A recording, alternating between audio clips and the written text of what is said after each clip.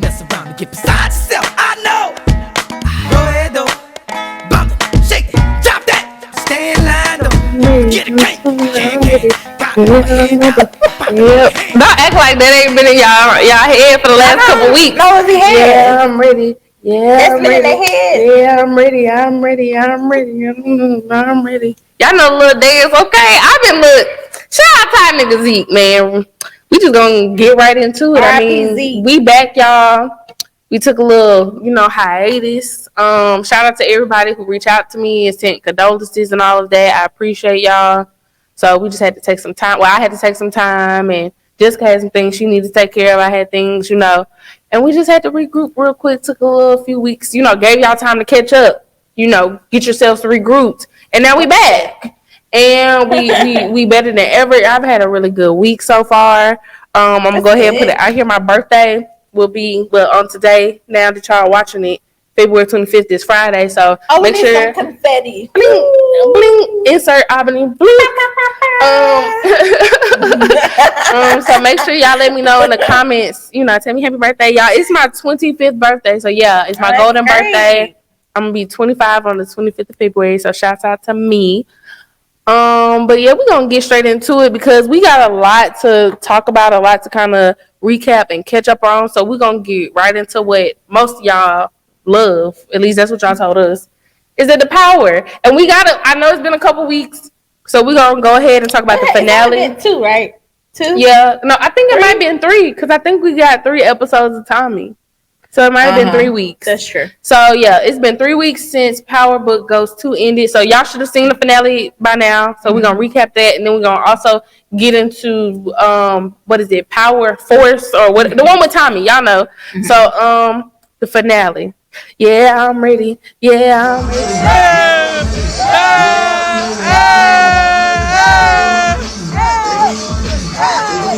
I'm ready. Yeah, I'm ready. I'm ready. The nigga wasn't ready at all. Nigga got shut up. It's so crazy to me because when I watched that part, I told my boyfriend, I was like, he should have seen it. That was Zeke. The way he walked out the car, the way he got out the car. Zeke walked like we told her. As soon as he got out the car, I knew it was Zeke. Like, come on, this big old lanky old waffling, like terrible posture, and you knew it was Zeke as soon as he got out the car. So.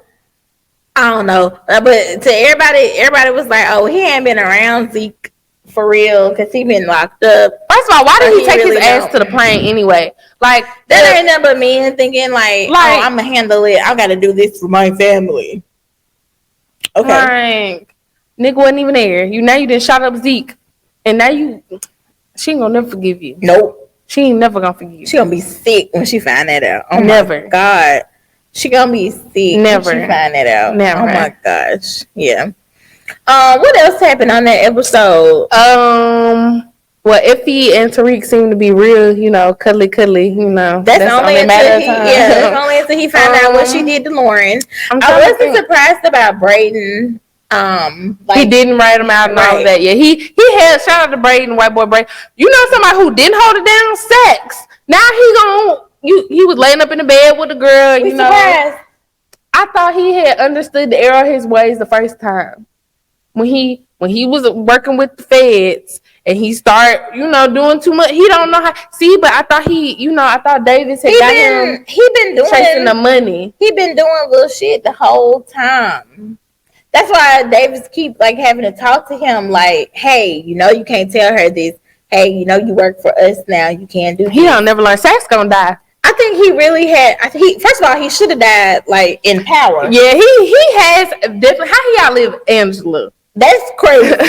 How he outlive Angela and a whole bunch of other people, and we still dealing with sex. Yeah, that's really the crazy. Yeah, it's time for it's your expiration day, bud. It's coming real soon.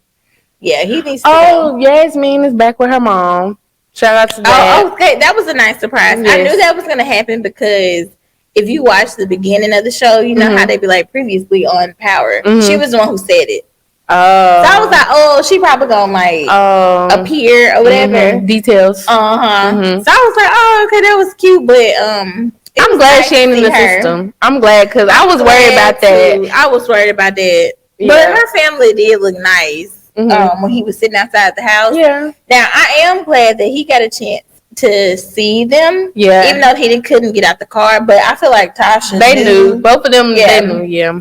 So yeah, that was nice. Yeah, power. It wasn't like any like. To me, that comes to my forebrain shocking things. Yeah. Besides Zeke, I guess, getting killed on the finale. I was surprised that they killed him off. Yeah. But I guess it was over for him. Now that I think about it, he had dropped out of school to go to the draft. Yeah. And then they came out about his age and all that drama. So it kind of was like, what else was he going to do? And then, the guy Mecca, you know, he got shot. And I don't know about the piece. But he because he was the Fed. But that girl Blanca, oh yeah, I hate the way she talked too. But that girl, she gonna have a like personal vendetta already. Yeah. Everybody has this personal vendetta against St. Patrick's, the St. Patrick's. Let me ask this: when Tariq and them, when they go in places and they doing all this stuff, why they don't wear no disguises or like no hood? Even when Ghost used to go places and he was trying to kill folks, whatever, he at least have like the hood up. That's why he did stuff at nighttime and he would go in the back door or like a baseball cap. Tariq, because he don't know no better. Right in the front door, in front of the cameras, doorman, everything. Security. He don't know no better. He don't know no better. Crazy to me, but he don't know no better. Yeah, but it was a great episode. Yeah. Have you been watching Force? Yes, I've been watching Tommy Shop. Look, I ain't into the vanilla, but I love me some Tommy. I love Tommy. Okay? Apparently, Tommy love us. I think he married to a black woman. And I'm here for it. Let's Google that. I'm here for it. I'm here for it. Okay. I like his show. I like how it's kind of like immediately gotten to the point. Yeah. Like we 3 episodes in. And but that's how Tommy is. He's a get to the point ass man. Okay. He like Tommy ain't beating around the bush with you. He ain't finna go back and forth with you niggas. Like he's not. He's gonna do what he said he gonna do. He gonna get to it. I will say my least favorite character so far is the girl from the bar. I don't like her. Fake Maya. Yeah, she's just there. Like I just feel like she's the sexy girl, you know. She's in between the two guys. You know, she owns the bar. It's like I'm not seeing the depth in her character yet, for real. Like I'm just not seeing it. I do like Tommy's brother too, because I like Tommy's brother. I feel like he's a cool dude. I don't fuck with the Flynns at all. None of them. I'm not feeling them. I do want homegirl to run the organization though. I want her dad to go ahead and die off so she can go ahead and run the organization because her brother, he ain't worth about to be seen. But and I fuck with Diamond. That's now Diamond.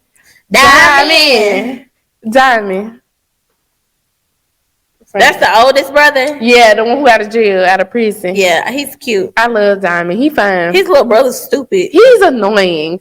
It's like a pissing match every single time they're around. Like, no, I'm the big brother. I'm the little brother. No, I'm grown now. Like, I've been holding it down while you was gone. Look, and every time he pop out his chest, guess what? He get his ass beat. Sit your ass down somewhere. And shout out to Jeremiah being in the background. Betting on the damn fight. Look, shout out to Jeremiah getting his little coin. Okay, betting on the damn fight. All right. Yeah, I really like the show. I like where it's going. Yeah, I'm curious to see like really how where they're gonna take this. It's still taking me like I'm into it, but I'm not invested yet. So I'm curious to see where it's going. I do like how they keep bringing up Ghost like occasionally, just to kind of like keep that tied in. Yeah. But I do like the fact that he's actually hurt by. It sounded like a bug when I moved this chair. Sorry, it kind of freaked me out. You know, like when you hear a bug, it sounded like that, but it was just the chair. Okay, sorry. Look, I was black people. Look, we gotta run. Don't need to. We'll start this bitch over. Look, okay. I ask questions later. I just need to know: do I need to get up? Do I need to move? Okay. But I do like that when they talk about him or ask about Ghost, he's emotional. Like you can. That's his brother. Really, that was his brother. Because at one point, his long lost brother on there, he was like, "Oh, I never had a brother."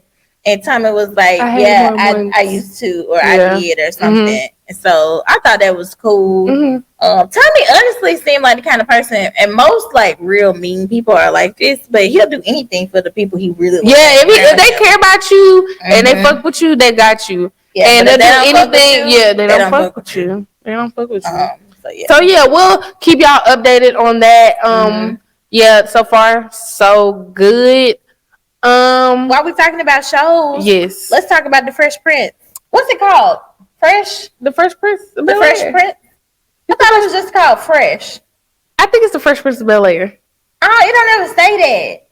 But I'm pretty sure it's called the Fresh Prince of Bel-Air or Fresh Prince of Bel-Air. It might just be Fresh. I think it's Fresh Prince of Bel-Air. Okay, I'm sorry. I'm pretty sure it's Fresh Prince, but as y'all know, it's on Peacock. They did a reboot. I don't know most of the actors. I'm not gonna lie. I do know Coco Jones. Oh yeah, I like her. Shout out to Coco. But the rest of everybody on there, I don't really know like that. I hate to say it. Oh, well, I don't feel bad about not knowing them, but they're doing a good job. No, like, y'all are doing an excellent job. I'm just not familiar with a lot of y'all's work. I actually like when I don't really know who it is. Yeah, because you can't base it on something else they've done. Yeah. Oh, it's called Bel-Air. Bel-Air. Yeah. Just Bel-Air? Yeah. Oh, okay, well, Bel-Air. I knew it wasn't Fresh Prince of Bel-Air. Well, y'all know the show, the reboot of the Fresh Prince of Bel-Air. You know, some of that stuff be copyrighted, so I don't think they can call it that. Okay. But, well, Bel-Air. I actually like when I don't know the actors, because sometimes I feel like when you like know who the person is or they're super well known, you kind of like judge it a little hard, or it's hard to like for them to get into character. Yeah. So I kind of like when I don't have any idea like who nobody is. I love it. First of all, yeah. Shout out to the writers. Because whoever is in there with that pen is doing their job. Yeah. I like the reinvention of every single character. Okay, I love it. So because I've been debating with people about this. Hillary was stupid on the other show, right? She was. Everybody was like, no, she wasn't. She was working in. I was like, but Hillary's character was like the dumb. She was like, kind of ditzy. She was like the ditzy rich girl. That's what I'm saying. So I was debating about people. People were like, no, she wasn't that ditzy. I'm like, yes, she was. Who said that? People born in 2002. No, they be older than me. They're like, her character wasn't that dumb. I was like, no, it really was. Hillary was dumb. They probably don't listen. But shout out to Coco Jones. The volume be turned down low when they be watching. I don't know what they were doing. No, because even when Hillary got the weather girl job, she literally got that job because she just so happened to be there and she was pretty. So like, yeah, Hillary that's why she was smart. In the pool house for that long. Yeah, Hillary wasn't smart. She wasn't at all. She wasn't super smart. Wasn't but business she was savvy. always like the fashion girl. Like she was a nice girl. She never did anything wrong, but like math wasn't gonna be like her thing. She wasn't a businesswoman like this Hillary. Like to me, this Hillary, she's wasn't. Like go getting. She's having meetings. A lot of she wants to like elevated. Do things like. And first of all, I'm here for Hillary and Jazz, okay? Because Jazz is fine. Jazz is fine on this one. Jazz is fine. Jazz is fine. John, like I like Jazz on the original. I'm gonna be honest. I mean, he was fine. He didn't age well. I'm sorry, cute to me. But he was fine back in the day. Like I always thought Ron on A Different World was cute. Because it was the swag. But yeah, Ron was like the goofy homeboy. Like, yes. And to me, the thing about A Different World, and we're getting off topic, but the thing about A Different World was to me, wasn't none of them just fine. Because Wayne wasn't just like fine. No. He was, okay, attractive. Like regular guys. Yeah, so I like that. Yeah. About the best friend always had a swag. I don't know if that's the thing in TV. But for the girl best friend, the girl best friend always be like kind of ditzy, or like super duper smart. And then the guy for the guy best friend, he's always like lame or like fresh as fuck. Yeah. Yeah, because Jazz used to have better outfits on than Will a lot of the time. But Jazz was out here, and somebody reminded me of that because I was like, this Jazz isn't a bum. And then they were like, the other Jazz wasn't a bum. They was like, when Will needed a car, who got him a car? Jazz. They were like, when he needed speakers for the car, who got him speakers for the car? Jazz. They were like, when he needed his first job, who found him a job? I was like, well, dang, Jazz really wasn't no bum. He was just a hustler. I was like, you know what? Yeah. So I respect it. Shout out to the old Jazz and the new Jazz. Yeah. So question, because I've been picking up little tidbits in the show. Do you think Ashley is on the spectrum? On the spectrum? Yeah, because in the last episode, she was giving me little, like, I might like girl vibes.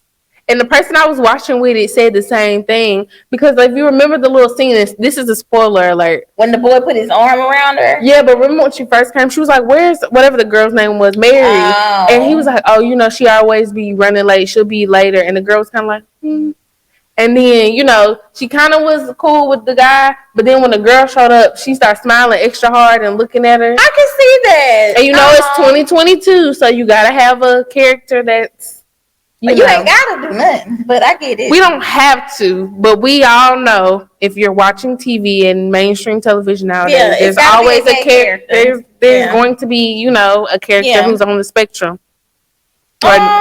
Yeah, I guess so. And she was excited to see her when she showed up at like the skating rink party thing. And it was like the eyes. Like y'all gotta look up at the eyes. You know, you gotta pay attention to the little details. That's what you know. I think that's cute if they do that. Because of all the people on the show right now, we probably know the least about her. Yeah. So she does need some kind of like something to grow into. But yeah. How do you feel about Uncle Phil? Uncle Phil cool. Okay. I mean, I feel like it is kind of reminiscent to the show because the original Uncle Phil was, you know, he had his reservations about him also, and this one did too. But I feel like Will is such a likable person, and he's such a people person that he's kind of easy to like. Like he wins people over really easy. Yeah. So you want him to win. You want him to win. And I think that's how Uncle Phil on this show feels about him, even though he kind of like got his guard up. I love Jeffrey. Jeffrey, that nigga, okay? Okay. I love Jeffrey. Jeffrey and Jazz, I'm sorry, they look better than Will. No disrespect to like the person playing, his character. He can't do that. He can't do nothing about that. He cute, you know, but Jeffrey and Jazz, but specifically Jeffrey, because Jeffrey a grown ass man. Jeffrey be like, I'll handle it. And that you will. I'll handle it. Yeah. Okay. Yeah. Okay, Jeffrey, the house manager. Is giving. And then I don't know if you peep, but they about got the man killed. That's what I'm saying. That's what the person I was watching when they said. They said Jeffrey a hitman in his own. Jeffrey worked for the mob or something. I was like, I'm here for it. Jeffrey said, I'll handle it. I'm on it. He was like, don't worry about that. I got that old taken care of. I'm on it. Don't worry about that, mate. Don't worry about that, mate. Should have had homeboy take care of while my partner out there getting shot. Y'all should have took care of the first time. But yeah, I love that. Okay, Carlton. I hate Carlton. I can't stand Carlton. Carlton is giving me a school shooter. That's the only thing I will say. The turn that I don't like that they took with their characters. I like it. I just kind of hate because I like that whole like dynamic between Will and it's Carlton on the old. You can tell on the last episode. This Carlton's so motherfucking vindictive, though. Yeah, I mean, honestly, that's about like more real life than them just him walking in and them being best friends for real, like than the old show. Because he basically stepping into his shit and stealing his shine. Yeah, and shout out to Lisa for coming in and saying, "I'm gonna choose the better looking cousin." Yeah, I mean, even though she didn't know at all at first, but she also didn't give a fuck after she found out. No, we wasn't married. I mean, y'all in high school, so it really don't matter. But yeah, I like the shout out to the show. Show was good. Even shout out to Unviv, dark skin Unviv. They didn't do because they love that. They could have pulled. They could have pulled, and brought. But they did right by us. So do you like her on the show and how she's handling everything with Hillary? I want to see her unfold more. I think that there's more layers to her character, and I think what they're gonna do with this show is go deeper into the individual characters more than they did on the original show instead of it being like all about Will. Yeah. So I'm curious to see because if I'm correct, she wasn't a painter on the other one, but on this one she's an artist, right? So So I'm curious to see because it seems to be there's some layers there. On the last show, I think she was just a dancer. And she was a professor. Yeah, I think. Really, on the last show, it seemed like she was just more of a creative, but then she kind of gave that up to be a professor. I could be wrong, but on this one, you can tell she kind of has a bone to pick with getting herself back. Yeah, and I mean, at this point, for real, if we just being honest, for her age, all her kids are at a good age. Well, they gotta find a Nikki. Nikki ended up coming in there in the third, fourth season. Baby Nikki.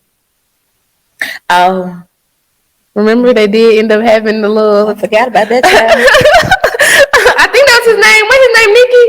Now, his ass need to be rolled out. I think it was little baby Nicky, but don't quote me on that. Don't bring him Nicholas. back. Don't bring him back. I don't think he would fit, but don't bring him back. If they do bring him back, it's gonna be watch Hillary get pregnant, and then that she brings the baby home, and the family take care of the baby. I don't think that'll be the storyline. I think it'll be like something, because right now he's running for district attorney. Mm-hmm. So if it was for them to, and again, I think she didn't get pregnant until like seasons 2, 3, or 4, or something like that, deep into it. But it'll be like the baby's gonna have to be a surprise, so it'll be like on some random shit. But I don't know, because I saw a little tidbit that Michael Ealy is gonna have a role on the show, and I'm like, now y'all know, Michael Ealy been playing evil niggas lately. I'm like, what if she cheats on Uncle Phil?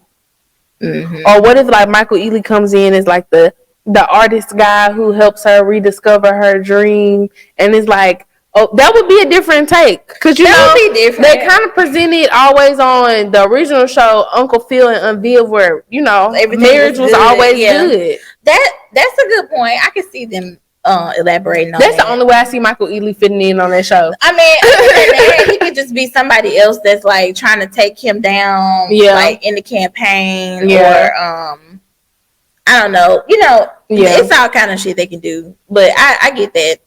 Yeah. Okay. I'm open to seeing where it's going to take us. It's been really good so far, though. Really good. Actually, like better than what I thought.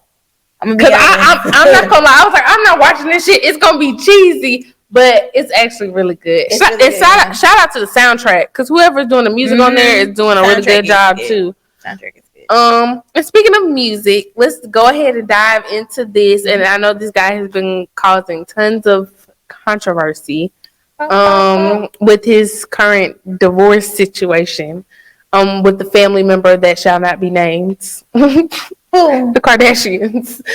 But his documentary is the shit. So I did this. I thought we was about to talk about Tory. Hold on, I'll save my gunshots for later. Oh, my bad. We can go back to Tory. I had Kanye on the next, but we're gonna talk about Kanye West docu-series Genius. It's genius. I'm sorry. I know everybody's like, Kanye's the best. He's great. But y'all know I'm a sucker for documentaries and docuseries, and I love to see how shit happens and origin stories. And I believe in giving credit where credit is due. And y'all can't sit up here and say that man did not work his way up to be the great person or great artist. Well, not person, but great artist. Definitely. That he is. Mm-hmm. No, his show. Okay, his show is really good. It was very surprising to me because I know he's very self-absorbed. Mm-hmm. So I didn't exactly know what to expect when I was going to watch it, because I felt like this is going to be a hour and a half long, I'm the greatest nigga on earth. Yeah. You know what I'm saying? Whatever. Yeah. But it was actually really good. It made me feel bad for him. It was nice to see him, like how he came up and just like let people understand that shit wasn't easy, because it's real easy to just see like all the accolades and the money and the interviews, the fame, and just like all the good stuff. But they don't understand that he literally did most of that stuff himself, and like nobody believed in him. So, but his mama. And that's one of the things I think that I've cherished the most from the episodes that I've seen, is the interaction between his mom and him and his mother, and seeing how much his mom really was his biggest fan. Yeah. Like down to remembering his raps from like middle school and as a kid and all of that. Like they say his mom was like got a second job to buy him equipment in like middle school or something like that. Like she really truly, like Kanye said he wanted to be a rapper or a producer, and she said, okay, bet, cool. And she good, like invested in that. She believed in that. And I think that just shows like, and could show a lot of maybe, parents now with their kids, how like, maybe you don't see the bigger picture, but like if your kid's really passionate about, something, maybe take the time to like invest in that and help them grow. Absolutely. And that they might be, not saying everybody gonna be the next Kanye, but don't just shoot their dreams down, because what if Kanye mama would have said like, not making music ain't gonna make you no money, go to college and do whatever. That's why people always say you never know who you raising. Exactly. You know what I'm saying? Like Martin Luther King mom didn't know that she was raising Martin Luther King or whoever. So like it's important to encourage your kids. But it was really good. It was really I won't say that it's not like stuff we didn't know. Yeah. But I didn't know that people gave him such a hard time, like with him trying to transition from being a producer to being a rapper. Because you would think he would have made such a great name for himself, which he did, producing like songs for like big ass artists and like making all this money doing that. But he still had to prove himself. So, I mean, in a time now where you can just get online and do stuff, or where people like microwave success, and people don't always put in like the work to learn how to do stuff. I thought his documentary, from what I've seen so far, the first 2 episodes was really good because it shows people like faith, consistency, hard work, dedication. And that's been camaraderie, because one thing, say what y'all want, but Kanye put his niggas on. He did. Kanye put his niggas on. Yeah, he did. When that man was making his debut album, he went back and got the poet from Chicago, got the comic from Chicago, got the whatever from Chicago. This man put his people on. He said, I'm going to bring y'all on this journey with me. Y'all believe in me. I believe in y'all. Let's go. Yeah. Let's do this. And I mean, even him having the guy like film with him anyway, like, he might not even have known like what he was on film, or like what he was Cootie. Shout out to Cootie. Yeah, I thought it was great. Yeah, I'm excited for the next episode coming out next week. So have you listened to any of the album that he just put out? The Donda, what's it, Donda 2? Where is it? Oh, I've been seeing on Twitter people been like, you know, how they be illegally doing shit. Oh, I don't want to hear that bad. Oh, okay. Unless y'all want to send me, put the link below, I guess. Send us the link. But I don't want to listen to that bad. I ain't gonna lie. If I just had an extra whatever $200 to just throw, you would buy the. I would buy the what is it called? The Donda player, the whatever, the stream player. Cause the shit kind of cool. The way I watched the little video, it was kind of tight. I'm not gonna lie. I think what he's doing is really innovative. I'm not gonna lie. I think like everything he's doing, like right now, like creative wise, music wise, okay, that's cool, and I think that's great. But it's just sad that like his personal life has to like, it's shining just as bright as the things that he's putting out right now. But also, do you think, and a lot of people say this, like, do we think this is a publicity thing? It like, could be. He's only doing all of this antics and stuff because he had the album dropping, because he has the documentary coming out every week, because he has the stream player, because he just got the collab, I think, with the Gap and Prada or something. Like, this man is constantly dropping something pretty much every single week. And it's like, I think it is. You know, I think it is. He can literally keep his name in the news if he sends out one tweet about Kim or one tweet about Skeet. Oh, yeah. I mean, I think it is, you know what I'm saying? But everybody don't look at it like that. You know what I'm saying? It's some people that actually think like this is like going on for real. Yeah. Yeah, I do hear a lot of people like, oh my God, and I'm sorry y'all, but like the fact that a lot of y'all really think that, and then y'all forget too that Kim's family has a whole reality TV show coming out on Hulu or whatever too. I thought it was gonna be on Disney or something. I'm pretty sure it's on Hulu because you know Hulu has to deal with Disney, Hulu and the package, so they might have been advertising it because you know a lot of times when it's on Hulu it'll be on Disney too. But they have a new reality show coming too. So like y'all again, and Kris Jenner is the motherfucking. I'm telling y'all. All this shit be connected. Like, if y'all really truly thought, like, Kanye don't know where his kids and shit is, y'all stupid. If y'all really truly think that, like, you know, I mean, yes, they probably are arguing, but a lot of this shit, like, is antics. Like, if Kim really wanted to be divorced from Kanye, she would be divorced from Kanye. I mean, I'm already past the point of, like, not caring. But yeah, I'm over it. I'm at this point now, I'm just, like, tired of seeing it. Yeah. So. And I love that little TikTok going around with that girl, though, that he was dating, that white girl. I mean, I was Josh Safferty's using Uncut Gems. Uncut Gems. Uncut Gems. Gems as well. Shout out to her, I guess. But yeah, I'm just, and speaking of things that were over, this whole Tory and Meg situation is, and today, was a hot ass mess on the internet. Oh my goodness. And I'm talking to you, Meg, because you my sis. And I feel like I can talk to you like this. Stand up. Stand up. Stop going back and forth with this man on Instagram and Twitter and all that. If y'all go to court, you let the courts decide. You let the court proof come out in court. Like you don't need to be all on Instagram saying, "Oh, you shot me." Da da da da da. We ain't da. If Tory want to talk, let Tory want to talk. But you, my lady, you're above this at this point. Like, it's been 2 damn years, and you know what you know, and the fans who believe you, we believe you, and the people who don't, fuck them. Like, when y'all go to court, y'all go to court. But don't be arguing fucking academics and all these other people, irrelevant ass people, and having a continues, because you always say, "Oh, I'm having to relive this trauma." You're part of that. I'm sorry to say this. It's because you keep putting it out there and relive it. Let these motherfuckers talk. Let them talk. You let them talk about everything else. Hell, right? You know. And when it's weird that she always speak up about that, but she ain't say nothing when everybody was calling that song whack. That's what I'm saying. That's the kind of stuff we be wanting to hear from you about. You know, put your back in it. I'm getting tired of hearing about Tory Lanez. I just let the police or whoever, the court system, handle him. If you feel like you ain't got nothing to hide and you telling the truth and whatever, he shot you. It is traumatic. You should have a right to speak out about it. But don't be arguing back and forth in public over the internet with nobody. No. What kind of grown ass man go back and forth on the internet with a grown woman? A bitch ass nigga. Why would you even do that?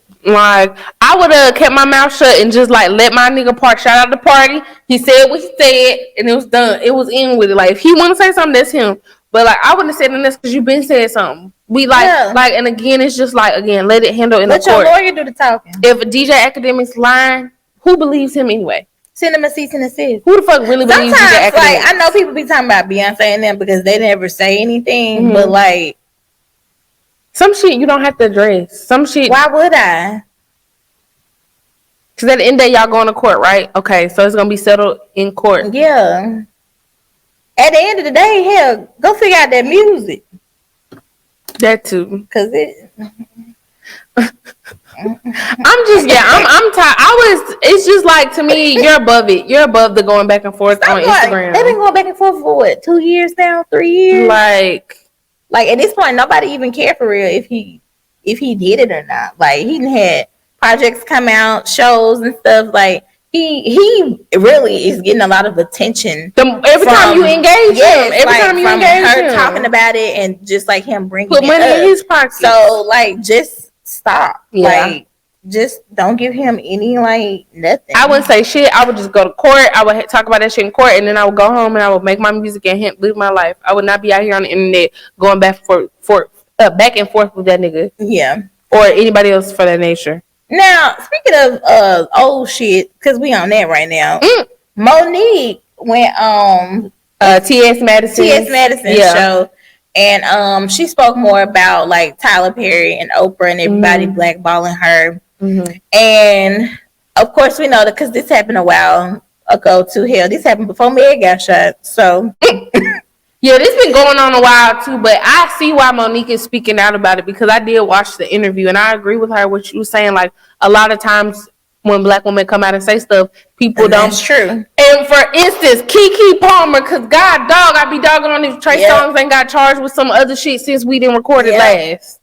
Yeah. Is that a different girl? I don't know. But he was in the news again and his brother was defending him and all this. But my thing is we don't never listen to people when they come out and talk about folks, especially in our community. But then, when they do come out, then y'all want to run to somebody's side. Or when they pass away and then the truth come out, y'all want to. Then a documentary come out. A Lifetime movie, the life and story of so and so, and how they stood for equality in the midst of y'all should have stood. Y'all know these people be blackballed. It's not just white people. And me and Jessica have said this all the time on this podcast, that all skin folk ain't kin folk, and a lot of these times, a lot of black people be hating. They be hating. I mean, a lot of them be hating, but a lot of them be the ones that did you wrong. So they don't want nobody to come out and say anything about it. But that's what I'm saying by hating. That they did you wrong because they hating it. Yeah. But I mean, she pretty much said her story again on there.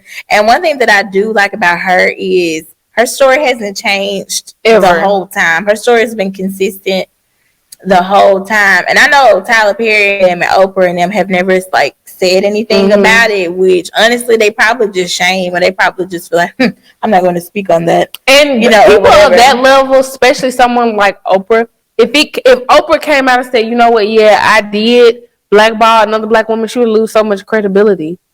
I think she would lose so much credibility, but for a limited time, and then we would get over it. Because that's one thing about us, like, even with, like, the baby, like, people be canceled for, like, a month, 2 weeks, and then they're back. Yeah, but so I feel like the baby ain't came back like how he once was. Like, I feel like he holding on, but he ain't like the baby anymore. I feel like if the baby put an album out, he would be fine. Like, I don't think so. Right now, that nigga fighting that case, he might be going to jail. Well, I mean, yeah, but I'm just saying, like, who else has like been canceled and it really like stuck recently? And it's somebody that we really, really like. I want to say Bill Cosby, but no, because we like Bill Cosby. Yeah, I watched that documentary too about.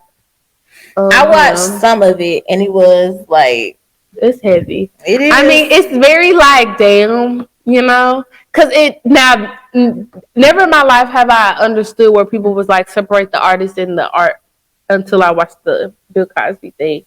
That's like what made me be like, damn, can you separate the artist from the art?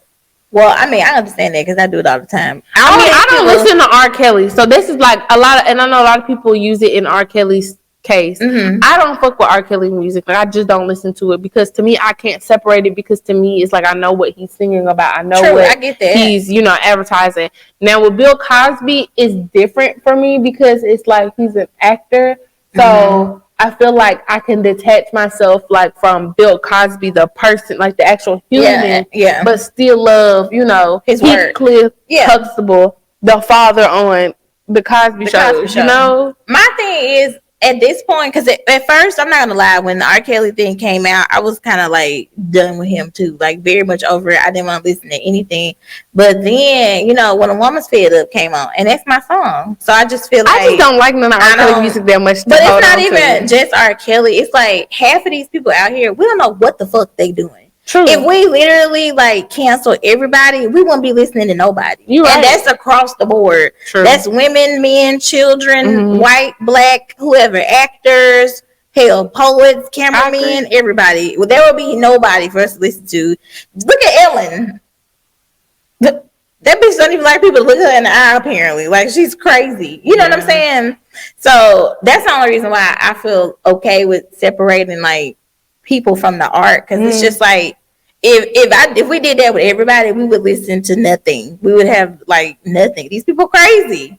And I think if anything, there is a difference between R. Kelly and I know a lot of people don't like to talk about this, but like R. Kelly was fucking with kids, and I feel like that's not saying what Bill Cosby did was like better. But to me, there's a difference between a child molester and a he was doing that. Yes, rapist. I'm still gonna bump. I wish. I'm sorry. I can't. It's nothing. Just because I want to release you from the shackles of R. Kelly. I want to release you.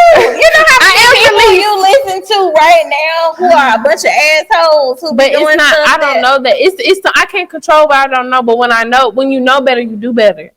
I mean, but even like Trey Songz, James Brown. I'm not listening to Trey. Like, there's so many people that we know. I know because I listen to Chris.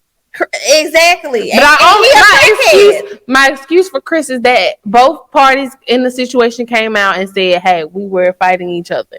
And now it's like, okay. But he has had so many like instances of people accusing him, and then they quietly go away because they probably got their quiet payment. So that's what I'm saying. Like, why can't y'all just be good people? Why do y'all have to go out here and act like y'all ain't got no decorum? Like y'all mamas ain't raised y'all right? Like you didn't grow up with some type of love in your household. So I said some type. I know some of y'all ain't have none, but like a little bit. I don't think the industry breeds the kind of like environment for people to be their best selves.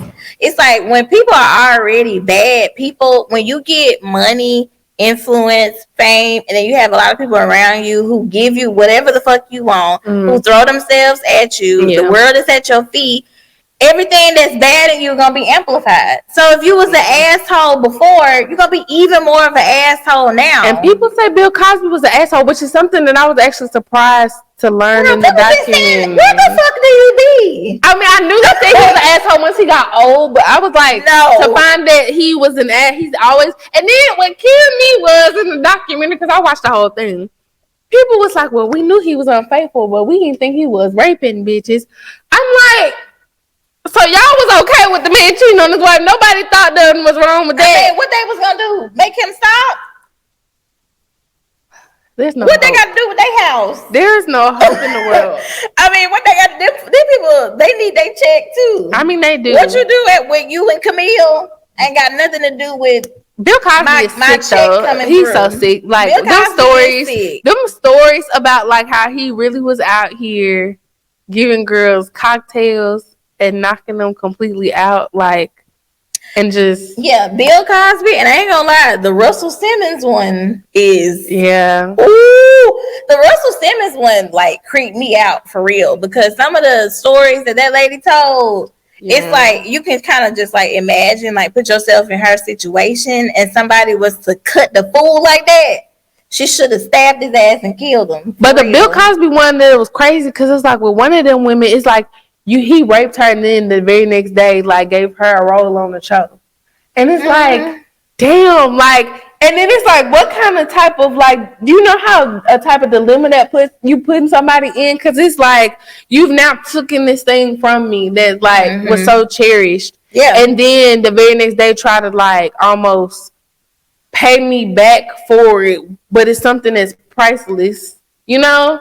Like, it's so like, you know you did wrong. Well, definitely, you know you did wrong, but I mean, first of all, it's easy to say what you would do if you've never been in that situation. So for me, I don't know if I would have taken the role, because I wouldn't even wanted to be around him, and then it probably would have led him on to think he can do what he want to do all the time. Yeah, but if that's your livelihood and that's the check, and you know that can help you with whatever. Because you know, a lot of actors, they be, not saying that most of them, but a lot of actors are like, you know. Trying to.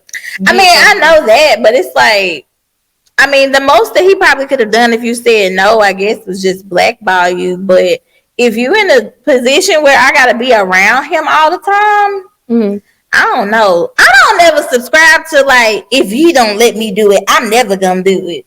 If he say no, ain't nobody else gonna hire me. Well, fuck you. Yeah, no, there's always another door. I'm not gonna do that. There's always another door. No. Now, I will say, I guess that maybe it was the times, because to me it's fucking sus as fuck. Yeah, a man inviting you to a hotel for an audition.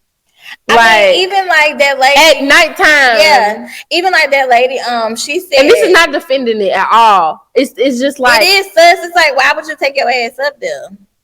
And that's not me, you know, victim blaming, but.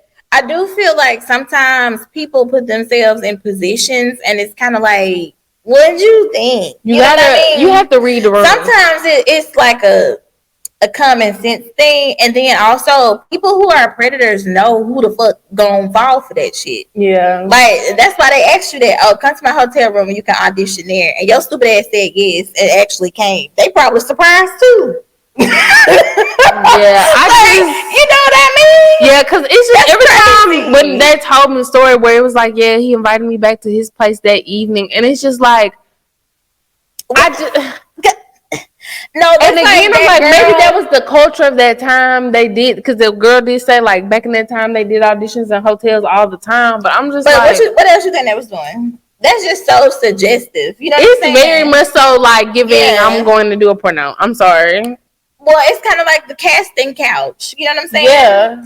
But there's a lady, that same lady who had told the story about Russell Simmons. When she left from working with him, she went to go work with L.A. Reid. And she said that L.A. Reid would never take a meeting with her unless it was in a hotel room.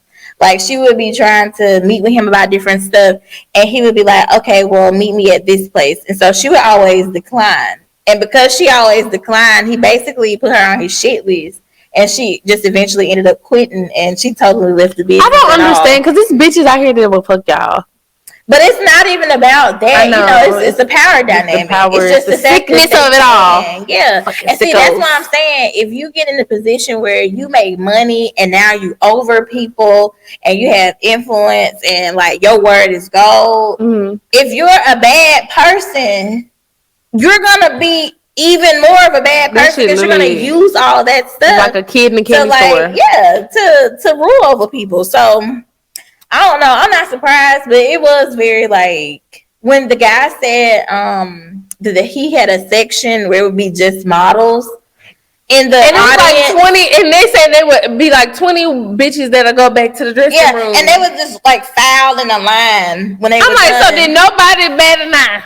And what was crazy to me was, I forgot his name, but he was married to Denise. Yeah, Martin. He played Martin. He was like, I always thought that was weird, but when I asked about it, they was pretty much just like, oh, he just kind of like auditions them, or like, but you know what's crazy to me is that even though he saw that, he never believed until he went and he said he asked a friend from the show, whoever, he didn't say who it was, but he was like, I went and asked a friend if it had happened to them, and they said yes. Wow. And I'm I didn't watch all of it, but yeah. And then see, one of those girls, before he like was weird to her, he just randomly gave her a role on the show. And she said she thought it was so weird because she had her own dressing room. Yeah. And so then Martin came on there and he was like, me and Elvin shared a fucking dressing room. He said we shared a cleaning closet. Yeah. So I was like, damn, like, that's so sad. And it's just crazy because she be right in folks' faces, right under people's noses, and people really just be like, That's so sad. I'm really glad, just because we're talking about this, but I'm glad we're living in a time now where people feel more emboldened to speak up about different things and like to say, hey, this happened to me, or this is going on, period. We can't let this stand, because I mean, it's so much like bad things going on in the world, but half of it go on because don't nobody say anything. Yeah. And one thing that them women said, a lot of those women said in the documentary, where they was like, I felt like I was the only one. I felt like I was the only one. Let me tell y'all this now, if y'all watching this show, I can almost guarantee if a person has and sexual, most times, a lot of times, sexually assaulted you, you probably ain't the only one, sis. Yeah. You probably not the only one. So, honestly, so get that empowerment and like, please, I know it's hard, but report that. Like, because as we see in Bill Cosby's case, when you go untouched, you now have decades and decades and decades. This man was raping people up until the early 2000s, y'all. So from the 70s up until, or the 80s up until fucking early 2000s, is dozens and dozens and dozens and dozens of women. Like, and it's like, what if one of those women, two of those women, five of those women would have just went to the police? Maybe it could have helped other women.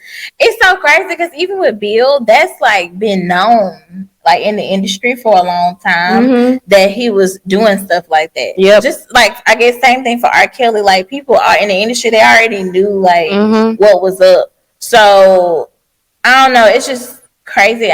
You know, when you're making money.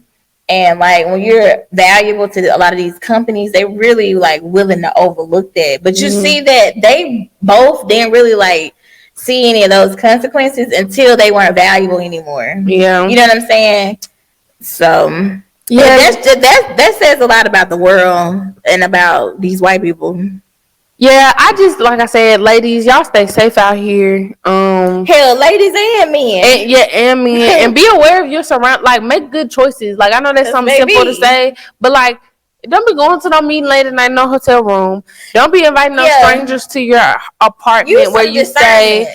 Like, you know, like, just share your location with your friends. Tell somebody when you're going to meet somebody. Like, don't be afraid to have mace or have a knife or have something on you. Like, because that's my only thing about like dating, and I feel like that's probably one of the reasons why I'm so like, I don't know, like reserved. I don't be trusting people, and I just feel like everybody don't deserve to have access to you. Yeah, like everybody really don't even need to know where the fuck I stay. Yeah, like for a while we're finna be out in public. Yeah, like I don't even like the like, oh, you want to come over and chill, and I just met you, or like, you know, sometimes when you first meet people and like people like lay up or whatever, yeah, I think it's cool, but I can't do that with everybody. Yeah, it's definitely a vibe thing. Like, cause I am a person like, okay, I'm a firm. Like, if I go out, have dinner with you, and we vibe, we get drinks, you know, whatever, and then we decide to go back.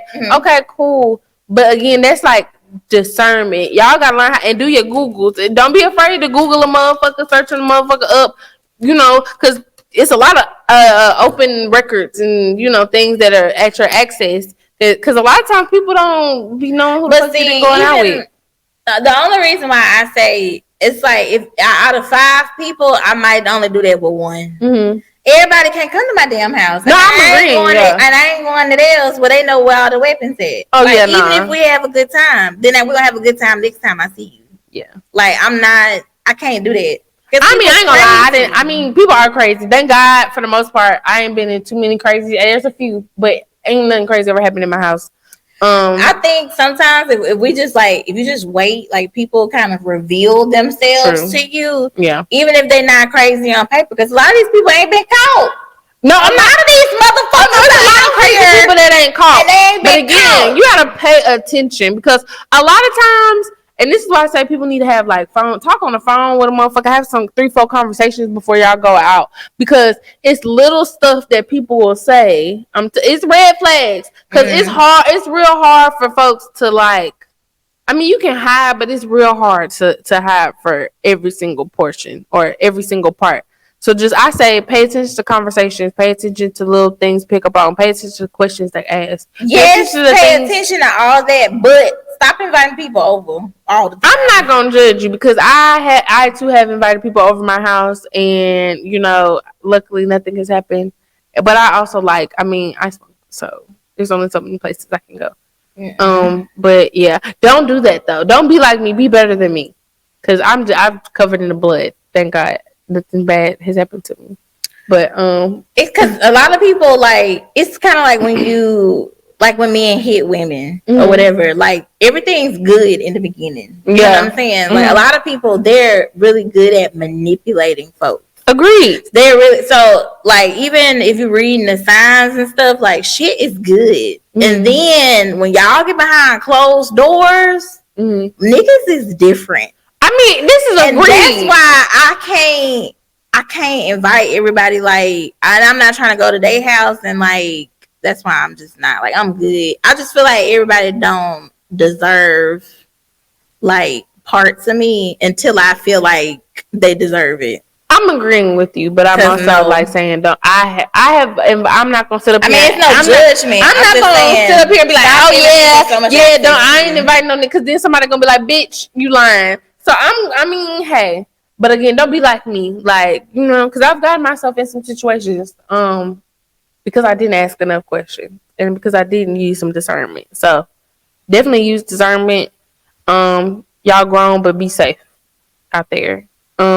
Speaking of grown, Jasmine Sullivan's Hotels. I love that. Speaking of grown, the deluxe version.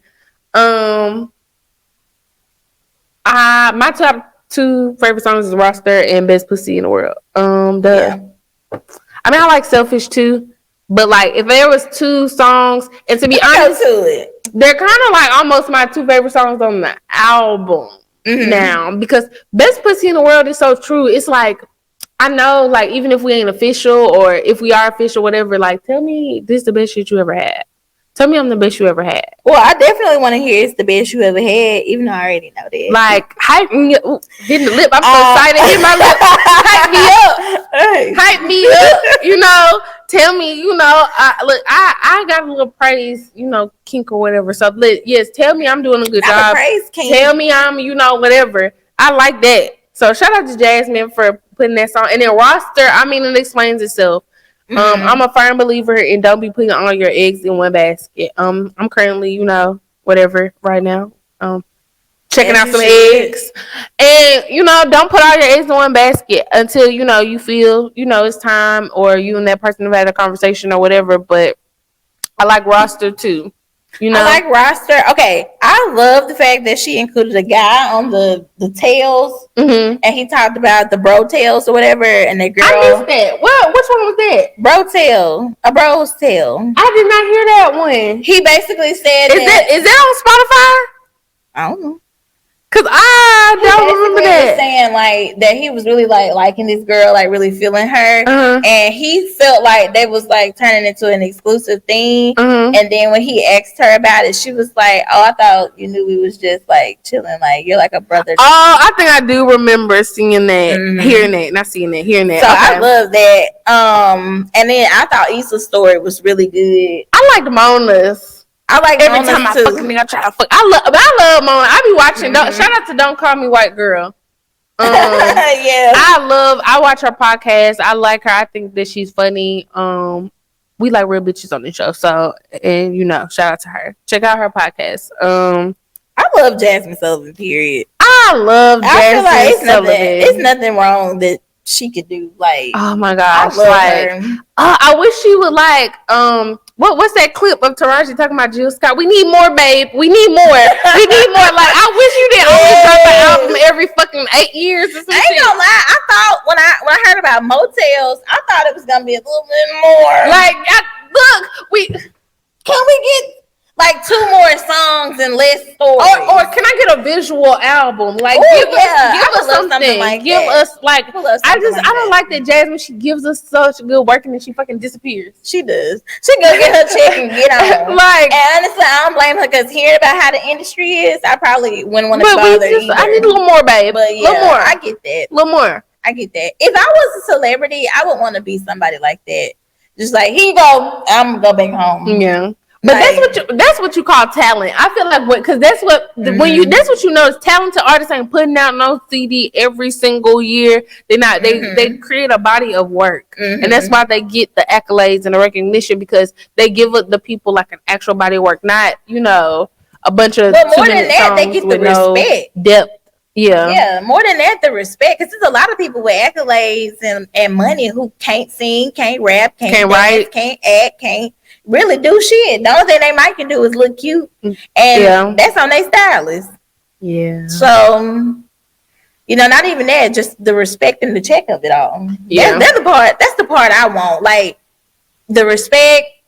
Because even if they don't like you, they have to respect you. Yeah, true. They have to understand that I'm good at what I do. But like all that other shit, I don't give a fuck about it. Make sure my bills and stuff is paid. I don't care about being invited to all the parties where everybody getting drunk and molested in the back. Not drunk and molested. I'm good. I'm good. I'm getting called in people's room. That shit really be happening, but God, I'm getting called in people's room like you not a little girl no more. I'm good. I think I'm good. Y'all be safe out here. I'm good. We supposed to have hotels, okay? not scary tales. I'm good. Not hotels. I kind of don't blame her. Consensual tales. I'm good. Yeah. And speaking of tales, I'm gonna tell y'all a tale before we get out of here. I was about to say because y'all, I've been.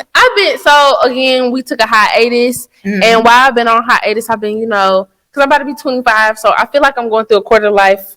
It definitely crisis. That's the thing. Okay, I really feel I didn't learn about that till after I had it. And you was like, "That's what I was damn, that's what I was going through." Y'all, and when I tell y'all that motherfucking hit started in the beginning of February, it was like, "Oh, hold on, we about to get rocky. It's about to be tough."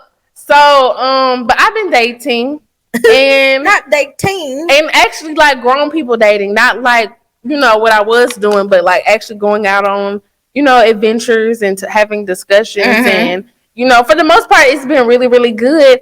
But recently I had 2 dates that I want to talk about. One was with a younger guy. I won't say how much younger, but he was, a few years younger than me. And, normally I don't do younger guys. That's just not my thing. It's not my vibe. Not my style. I don't really, and normally I don't really attract younger guys either. So I don't have that problem. But a younger guy hit me up. Too much ass for a young boy. Just kidding.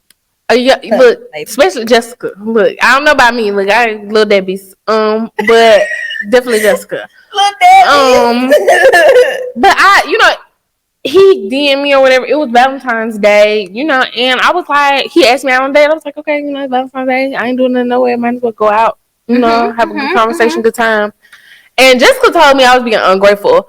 I don't think I was being ungrateful, only because, like, I ain't say you was being ungrateful. I said you should have been grateful. I mean, I was. But I feel like there should be a little decorum when it comes to that. But you only learn these things as you age. And that's why I said he's not for me, because I ain't got time to raise, because I can't raise a man. He's already grown. What you gonna do? I'm about to hit that in the car. I'm not in the business of raising grown-ass men. Where's K Michelle? Talking about bad bodies on Lifetime. Child. But yeah. So the date was okay. So I already was bothered because you asked me on a date, but you have literally no plans. So I was already bothered because it's like a last minute date, no plans. So we go get burgers. Okay, cool. I'm not really a big burger girl, but fine. Maybe he couldn't figure out nowhere else to go because on Valentine's Day everything It was, but we had to wait 45 minutes for the damn burger place. Yeah, well, and I'm like, that's why I didn't want to go out on Valentine's Day. I couldn't even get a really good reservation because everything was booked Friday, Saturday, Sunday, and Monday. Like, you couldn't really go anywhere. So I'm trying to help little boy. Look, and so the day was okay. Like, we were kind of talking, but it was the spark wasn't there.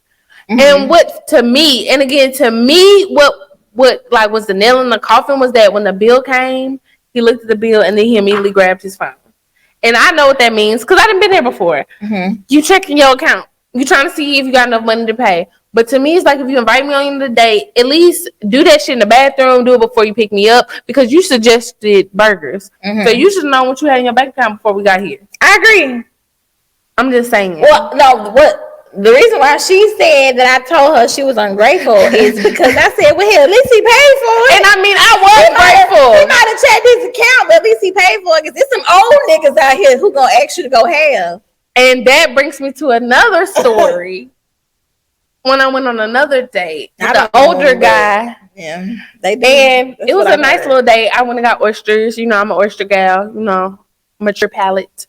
And the date was great up until we started talking about Kevin Samuels. And I usually bring Kevin Samuels up to guys to just kind of get a gauge on where they are in, up here. You had to find something else because that's too. But no, usually most men are like, one, either they don't know who the fuck I'm talking about, which I'm cool with. Oh, they grown. Look, or two, or they just they got too much shit going on. They ain't got time to be tuned in. Yeah. Or two, they know who he is, and it's like, oh, that crazy nigga or something like. And then there's that third one. Who agree with what he be saying. Who be like, well, I mean, the nigga ain't lying. Oh, my God. And so we were having a conversation, and we get into this conversation, and this man basically reads to me for filth. How he gonna read you? Not like, I took it as a read. Like, I felt attacked at the end of the conversation, but he basically was saying that, like, he agrees with Kevin Samuels' ways about how, like, you need to be a woman of a certain, level to expect a man on a certain level. And then he basically was getting to, like, basically, these are my good years. And, like, if I don't get a husband now, I probably won't ever get a husband because this is the best I'm ever gonna look. So how old was he? He's like 35. Is he not with somebody? No, he's divorced, 2 kids. And that's why. And he was like, what will a man in the 1% or a guy who's already been married who has kids, what, does he get out of marrying another woman? Or what does he get out of, like, being in a committed relationship if he's already done it before and he has the kids and he has all that? And he was like, if you're a high-value man in the 1% and you could get a 25-year-old woman, why would you date the 35-year-old woman when you could get the better model? And I was like, yeah, but why would the 25-year-old want to date you other than the fact that you've got money? She's not even dating you because she like you or your ugly ass kids. She's only dating you because you have green paper in your wallet. Because let's be clear, a lot of these 35 and older men, they ain't cute. I ain't gonna say that. I will say that. I speak on that for some around here. Then the one I was receding, and but there are a lot of those too. Yes, and they belly hanging over they belt. I ain't dealing with that. I know. I got a little decorum. Like his best years definitely behind him. Oh no, they're definitely like, if somebody who's young and all her best years are right now, why the fuck would she want you when you on the way out, granddaddy? I don't know if men really. And then he was like, the problem with women is that y'all don't want to date somebody with potential. You want to be with someone who's already made. And I'm like, that's not true. Like, and that brings me to the tweet that I sent you where the guy was like, even when I was broke, women love me. But let's like just talk about how some of y'all men ain't pleasant to be around and pleasant to date. That's like true. A lot of y'all niggas ain't cool. Like a lot of y'all niggas is annoying. A lot of y'all niggas complain, you whine. Like I don't want to be around you. I don't want to date you. And it don't have nothing to do with you being broke. Because I know niggas with money who have quote-unquote money or they work or whatever, and I don't want to be around them because they're annoying as shit. Because all they do is talk about, oh, yeah, I got money. I ain't broke. I work. I do this. And I don't give a fuck about that. Honestly, sometimes that be a sign that you ain't got no money. Because if you got money, you just have it. You don't have to talk about it all the time. But what was I going to say? Child. Now, I don't know why this conversation always come up, and I think that's why Kevin Samuels is so annoying to me because, like, I don't know, these kind of debates, it's no, like, right or wrong answer because not every couple is the same. So everybody, like, every situation you in that you deal with, you can't always apply all the same rules to it because, like, how you are with somebody else isn't how you might be with somebody. Like, it's certain deal breakers you might put up with a nigga that you meet the next time around because you like him more. Like you might put up with somebody not having a whole lot of money because y'all genuinely have a connection. Over the guy that's like really fine and got money because he lame as fuck. You know what I'm saying? Or he talk to you crazy, or he do like because a lot of times this is what a lot of people don't speak on is that these quote unquote niggas with the money and the niggas who be on social media and be so whatever be the same niggas that behind closed doors be cussing bitches out, dragging them through the mud, literally and figuratively. Ooh.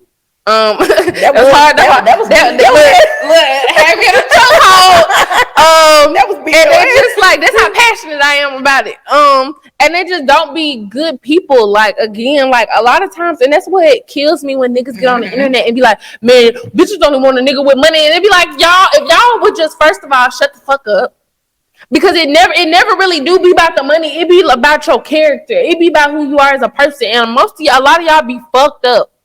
I mean, for some women, it is about the money. So, you know what I'm saying? For some people, they only date you for what they can get out of you. But the difference in those girls is once they see that you can't give her what she needs, she gone. Yeah. So, like, you really ain't got to worry about them girls. More so, you can worry about your feelings being hurt. Yeah. You know what I'm saying? Because she gonna probably ghost you. But, like, I don't know, like, women hold men down all the time. All the time. I know so many girls who help their man out all the time. And honestly, if you with somebody and y'all love each other, like you gonna hold each other down. Yeah. And that's whether you got money or not. You still gonna take care of your partner. You still gonna make sure they good.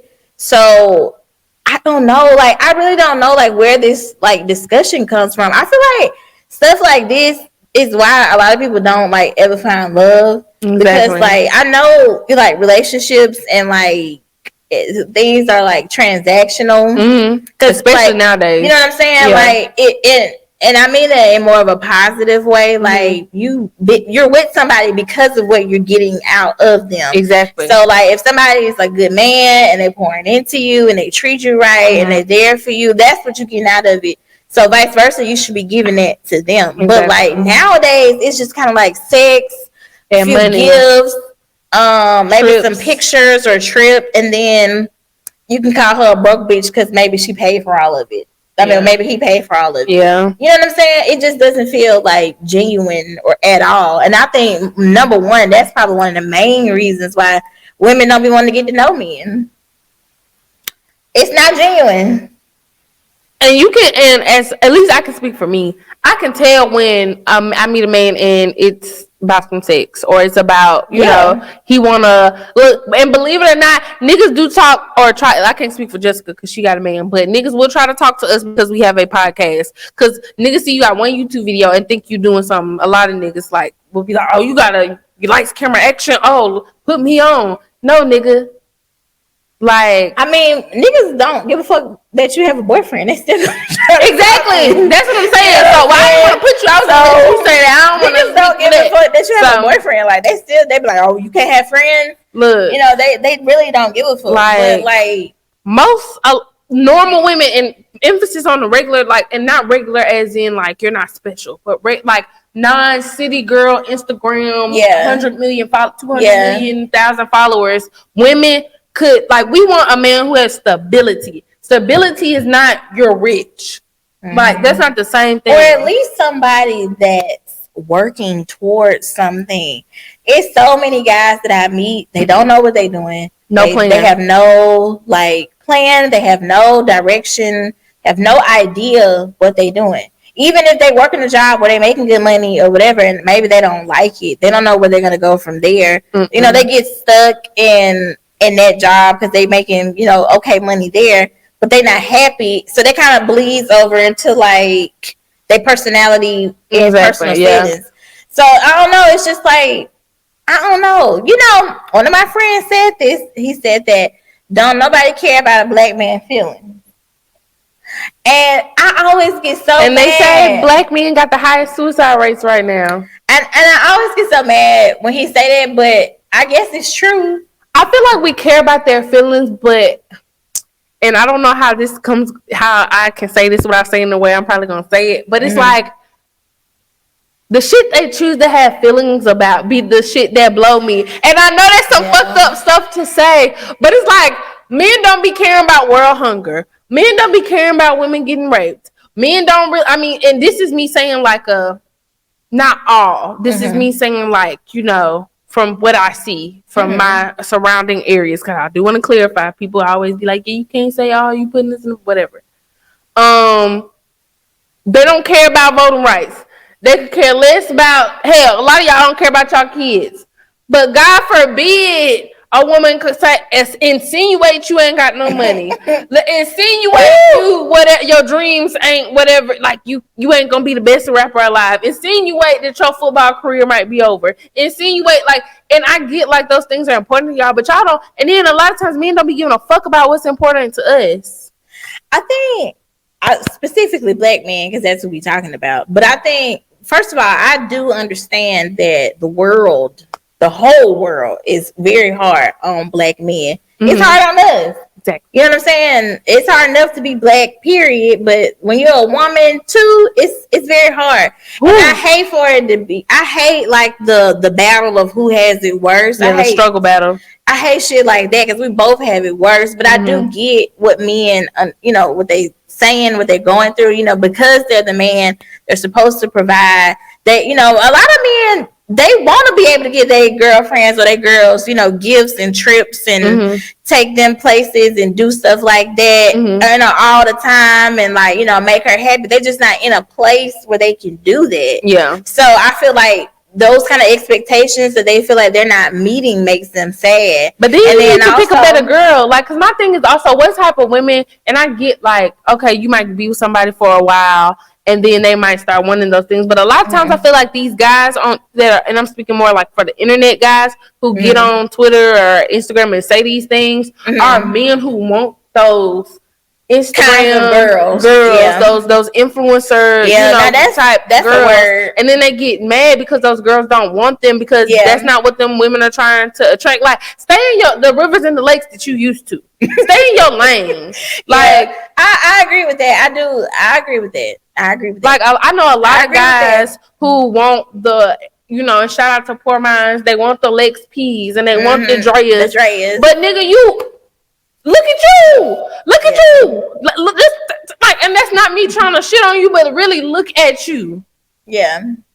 And think to myself, can I buy her a Range Rover? Just maybe not right now. You know what I'm saying? Yeah. But I'm saying like just regular guys who like, you know, be unhappy or whatever. Like it's a lot of great guys out there who who have regular girlfriends, and it's not that their girlfriend is even pressuring them to like do stuff like that. Yeah. But your man got Instagram just like you do. Yeah. So he see niggas out here whining and dining folks, and he would like to do that for you. You know what I'm saying? Yeah. And he probably knows that you can go out and get somebody who would do that for you. You know what I'm saying? True. So I think that kind of weighs on them. If you know, whether it just be like the fact that they're supposed to be the man to do that, and like not being able to, I think that all just weighs on them. And I think men feel like, you know, they're carrying the burden all by themselves. You know, because the dad, or you know, he's supposed to be the head of the household. You know, leading the family unit. And I think that they internalize a lot of that because they're supposed to be strong. They don't always tell us how they feel. And, you know, I don't know what the solution to that is. I don't know if we need to, like, as women, make sure we're fostering an environment where men feel more comfortable to, like, spill their emotions or what, like, or if you need to do that in your relationship. But if there's a way to help, because I saw a tweet where a guy was saying that at his job, they hired a black male therapist so that like more of the black men at the job will feel more comfortable attending this therapist. And they literally said that pretty much everybody goes to therapist but the black men. But they may not want everybody to know that they're going at work. I mean, there's discretion. I'm sure you can set up a phone call or something.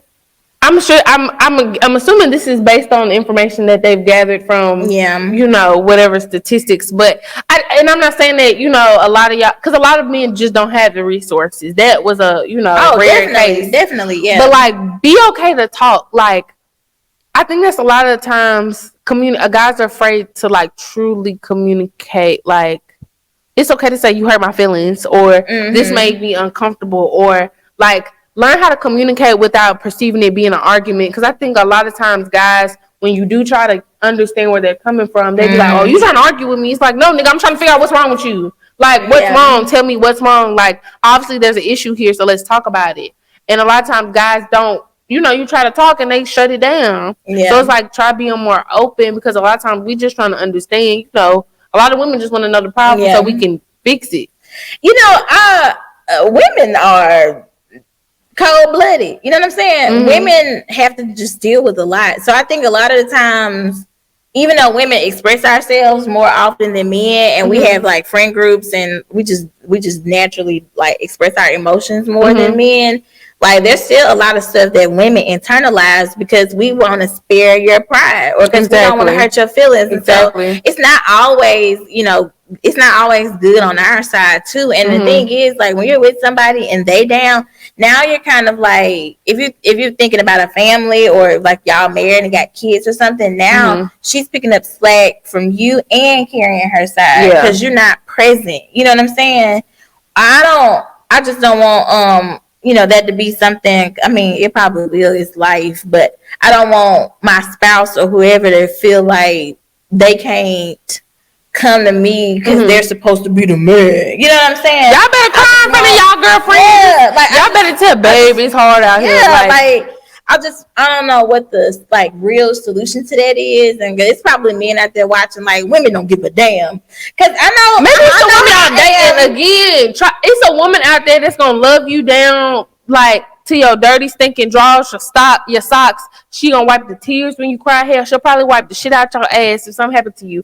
But y'all gotta find her, and maybe actually like I believe in karma, and a lot of y'all guys, truth be told, that there was a line on Insecure where the girl was talking to Lawrence, and she was like, you a fuck nigga and you the worst kind of fuck nigga, because you a fuck nigga who don't know he a fuck nigga. And I know a lot of y'all don't want to hear that, but a lot of y'all ain't good dudes. And I know a lot of men be like, women ain't good either. Yes, there's a lot of ain't shit women out here, but guess what? Neither one of us date women. So neither one of us can sit up here and talk about an experience where women ain't shit in the dating world, because we don't know. Can't relate. So I'm sorry if you tuned into this podcast to hear me say, oh, well, women ain't shit too, because I can't, I mean, I know that, but I don't know that, but we don't know. I don't know them. We don't know. I don't know no ain't shit women. But, I don't know. Take a look. I just be wanting them to like, because women just kind of like tend to get over stuff. Like y'all understand, women understand like, okay, we gotta go to work. We got the kids. Okay, we gotta work out. We're doing work. We gotta do this. We gotta do that. Like the day just goes on. Yeah. Like even my own mom, like she's fucking superwoman. Yeah. Like she mine cook too. Breakfast, clean up, get us ready for school, go to work, come home, cook dinner, clean up the house, make sure we're good, make sure my dad good, like, and rinse and repeat. And meanwhile, you know, ain't nobody even asked her how her day was at all. I mean, like women just get over it. And I know me, like we talked about this on one of the last episodes. I'm a get over it quick kind of person. And I was just talking to my boyfriend about this the other day. Like sometimes it's not that I lack empathy or sympathy or compassion for people, but in my own mind, I'm not super emotional about everything all the time. Because it's like, what that's gonna do? Like what's next? Like I probably can have one breakdown once a week on Tuesdays. Look, and that's it. Like ask me how I feel on Tuesday, and then I can tell you. Any other time, I gotta get my shit done. Yeah, I don't have time to break down right now. Yeah, and like, look, and I ain't gonna, when we don't get, I ain't gonna lie. Look, I had about 3 days. I had 3 days off from work, and one of the after days that, they be like, I was back at work, and I was, and then everybody was in my face like, "Oh my gosh, how are you?" And I'm like, "Bitch, get the fuck out of my face! I'm here." Okay, I don't want to be here, but I'm here. Okay.